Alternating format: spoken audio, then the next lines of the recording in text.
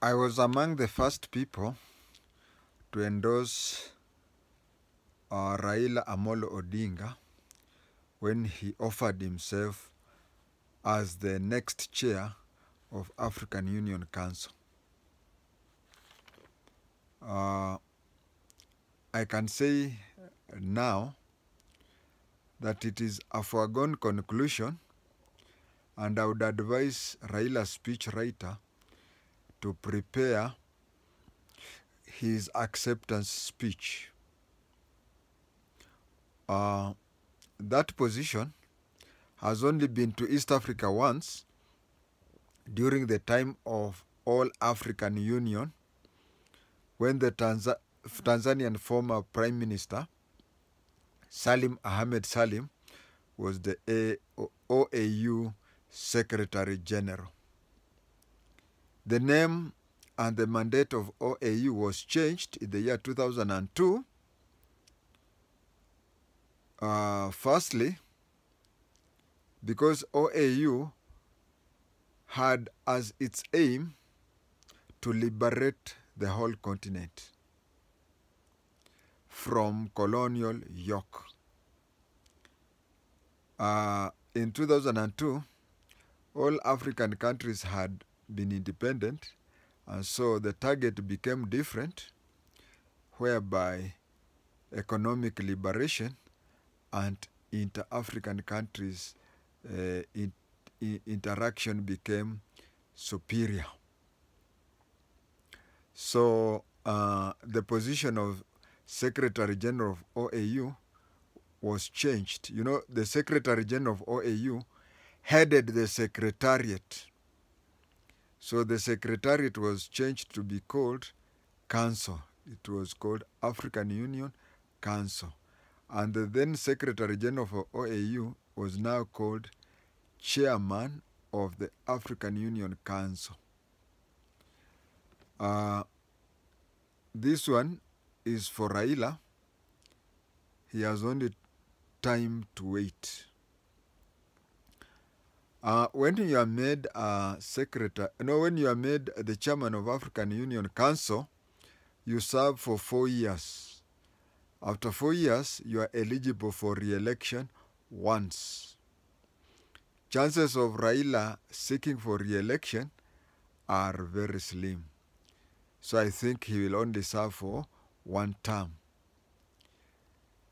This one now makes it possible for us to conclude that Raila's era as a local leader has come to an end. There are those who want Raila to resign from African Union Council and participate in the 2027 elections. If you read between the lines, they are saying that Raila should come back and be a candidate in 2027. This is what they are saying, that Raila is sworn in 2025, then the following year, 2026, he resigns, because for you to be active in the 2027 elections, you have to be on the ground for at least 1 year. So he is elected in 2025, and 2026, he resigns. I think these are people who don't have Raila's interest at heart, and these are the people who were hanging on his coat so that they be elected or they be relevant. Now that he has suddenly left them, to them, it is better Raila not to be elected, but he be around, and then they be re-elected and re-elected. Now, the purpose of this is that it is to compare and contrast the leadership of father and son, Jaramogi and Raila. Both were African statesmen. Sorry to use were, because one is dead, one is alive, so I don't know whether I have to say both are. But anyway, no ill intention intended. both known Africa-wise, statesmen. Both are regional, East African region, heavyweights, and both are national leadership. But during their time, during their eras, both were Luo kingship. And that is where I'm concentrating, the Luo leadership. You have to understand that, first of all, both are direct descendants of Ramogi, the person who was the founder of Luo tribe in Kenya. The founder of Luo tribe in Tanzania was called Awiny, and the founder of Luo tribe in Uganda was called Apathola. So both are prince or kings following the lineage. And in fact, even before Jaramogi became a politician, he was a Ker. Ker is a tribal chief of the Luo in Kenya. I don't know whether that one is in Tanzania or Uganda, but he was a Ker. Then what happened was Jomo Kenyatta, or aka Johnson Kamau, was a leader of Kenya African Union, and he discovered that Jaramogi or Abednego Adonija Jaramogi Oginga Odinga had massive money. So he pembelezed him into joining politics because Kenya African Union, KAU, was looking for funds. And if you have rich people like Jaramogi financing it, then Kenya African Union would have finances. That is how Jaramogi joined politics. And how did Raila join politics? Raila joined politics because he was an agent of influence. An agent of influence is that when a certain country, especially during the Cold War, if a certain country wanted somebody to groom somebody from his young age, they would start when he was in primary and railroad him in a certain training until when he becomes, and then you'll find 30 years later he rules his country. So the East trained him, and that is why even his secondary and post-secondary education was done in Eastern countries.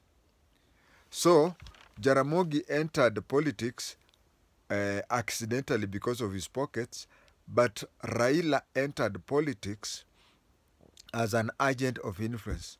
The East discovered that his father was old and they were looking for a future leader, and that is how Raila was trained from equivalent of Form 1.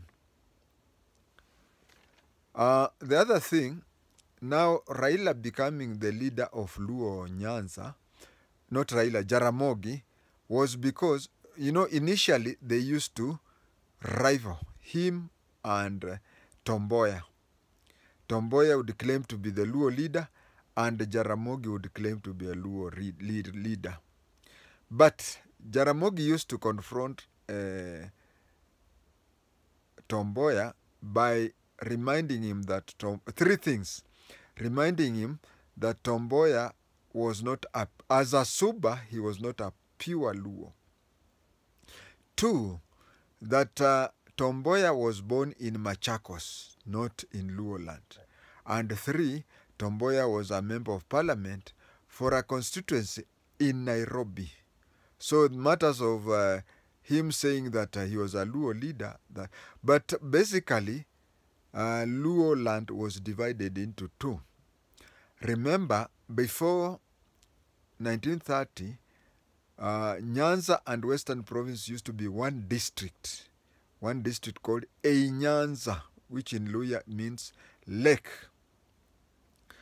And then later it was divided into 3 districts.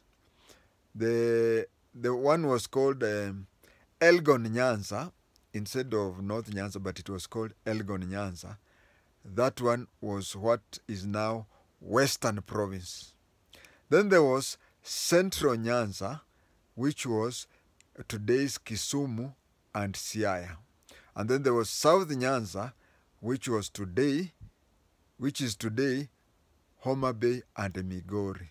Of course, there was Kisii and Nyamira and Kericho, but I'm talking of the three, or even the two. So Western went away, and Nyanza remained. Luo Nyanza remained two. There was Central Nyanza and South Nyanza. I will say that one unique thing about I'm comparing Raila with his father. One unique thing about Luo is that they don't question Raila. There is even a joke. Now, this joke is only meant to make you understand the seriousness.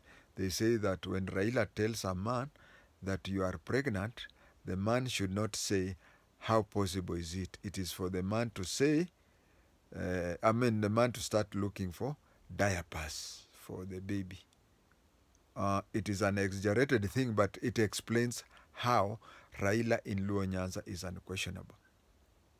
But when it comes to Jaramogi, I know of at least 2 occasions when Luos just told him to his face, we respect you and we follow you. But in this case, we do not agree with you, publicly. The first one was when Central Nyanza was being divided into 2. It was being divided into 2 to make it, to make Kisumu and Siaya. Jaramogi did not want it to be cut into 2, but Luos wanted it to be cut into 2, and they told him, no, we must have it our way. That is one time they were against him, and they had their way. The second one, I remember when Luos confronted Jaramogi and told him to his face that, no, we don't agree with you. It has to do with the case of S.M. Otieno, the lawyer. The Luo tribe, all of them sided with Umirakager. Umirakager was S.M. Otieno's clan. They sided and said that all Luos must be buried in their ancestral home. But Jaramogi told them that things being modern, Luos should even accept to be buried in cemeteries or places far away from them. And as you can see, the courts sided with the Luo, and S.M. Otieno is buried in Nyalgunga. So, you'll find that the way Jaramogi became the political leader of Luo was through the conmanship of Johnston Kamau, whom we all know as Jomo Kenyatta. But Raila, he became the Luo leader not because he was a son to Jaramogi, no. Actually, on the national leadership, Jaramogi wanted my cousin Wamalwa Kijana to be the national leader politically. But he wanted Luo they call it on the high table. He wanted the Luo leadership to be taken by James Agri Orengo. But Raila grabbed it. In fact, he grabbed it even before the father died, because there were cases when the father could be the last person addressing public meetings, as per my other recording, and Raila would come with youths and whatever. So Jaramogi entered politics because of his pockets, and Raila entered into politics because of rowdiness of his type of politics. Jomo Kenyatta or Johnson Kamau must have regretted the death of Tom Mboya, because Luos used to counter-check each other. The South Nyanza would counter-check the Central Nyanza and vice versa. But after Tom Mboya died, Jaramogi became the undisputed Luo leader. During their difference, Tom Mboya and Jaramogi, they each had airlifts taking students out. One was taking to the east and the other one was taking to the west. And of course, they were taking them, not just Luos, but they were taking all Kenyans. In fact, it was a very balanced thing. In today's leadership, if you are to take people out, I'm very sure your tribe or your village would have above average. And then these two have had a way of endorsing somebody to be a leader. But Jaramogi, most of his political life, he led a life where he was under surveillance or house arrest. Now, when he was under house arrest, he was allowed to have a limited number of people per visit. And he knew the politics of the country. And this is how he used to endorse somebody. When he's not on house arrest, he would go to a public place where there was going to be an election. Let's say he goes to where I come from. And then as people are talking, he would look around and say, am I mistaken? Is this not the ancestral home of JI-TENGE? I don't know whether I'm right or wrong, but I think this is an ancestral home for JI-TENGE. And people would say, yes, yes, and you know he's talking in his vernacular. When he leaves, of course, everybody knows there that he has endorsed JI-TENGE. That is how he used to do. When he's visiting a place, he would pretend as if he's lost and say, this is not, if I'm not wrong, this place used to belong to, or he could even mention the clan. For example, if he came to Abukusuland, he would say, is this not the Vaengere home? This is a Vaengere home. And you knew that the candidates who were campaigning there, one of them is Amwengere. So I'm only giving an example. That is how Jaramogi used to endorse people. But Raila, when he's endorsing somebody, especially in Luo Nyanza, he would go there after talking, he'd say, Wapi fulani or fulani? Wapi JI-TENGE? Then I'm called. Then he raises my hand the way a boxing or wrestling referee raises up the hand of somebody who has won. That is how the difference in their way of endorsing. And when he was under house arrest, when people would come, he would, of course, approve one of the people from, let's say, certain place. And so when there are somebody's from that place, he would greet everybody and then turn his attention to somebody from wherever and say, you come from such a place, whatever. Do you know so-and-so's son? Go and greet him for me. Do you know Lando's son? Yes, go and greet Lando's son. And that one would be an endorsement for me. That is the difference between how he used to endorse. But I have to show a particular way of endorsement that he did. There is a time he went to Karachuonyo 1979. When he went to Karachuonyo 1979, you remember that is the time when he had been brought back by Moi, but then again shortly, and then he was taken out.